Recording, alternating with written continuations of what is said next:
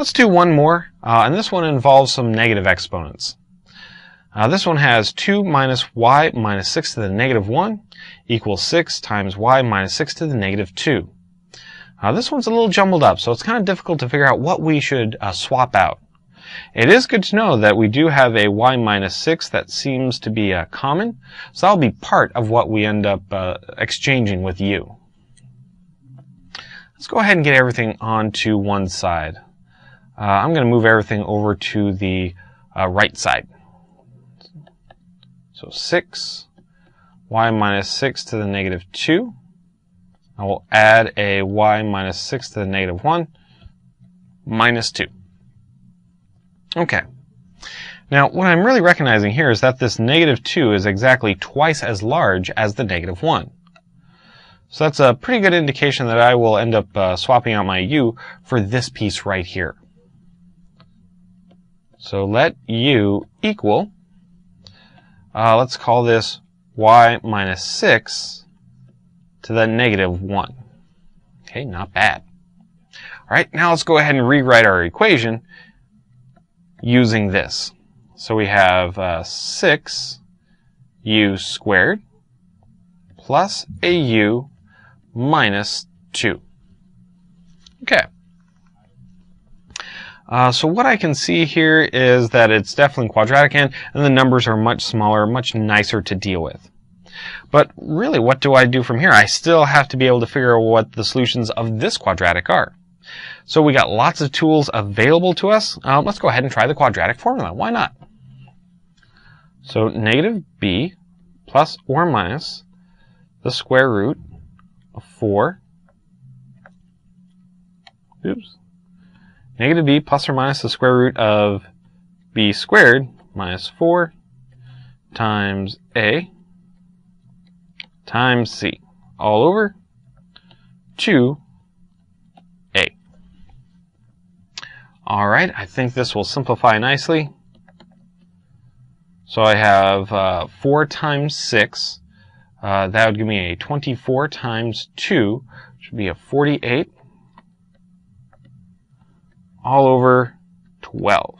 Or negative 1 plus or minus the square root of 49, all over 12. Or negative 1 plus or minus 7, all over 12. So u is equal to a negative 1 plus 7 over 12. And I have u equals a negative 1 minus 7 over 12. So let's see, negative 1 plus 7 would be a 6/12. This would be a negative 8/12. And both of those reduce. This one to 1/2. Let's see, and the other one, 4 goes in the top, 4 goes in the bottom, negative 3/2. So now I know a little bit more about what u is equal to. Okay, but of course we can't stop there. We must go back to our original variable. We must work back all the way to those y's. So let's put those back in for u and see if we can solve this from here. Let's see, y minus 6 all to the negative 1 equals 1/2. And y minus 6 to the negative 1 is equal to a negative 2/3.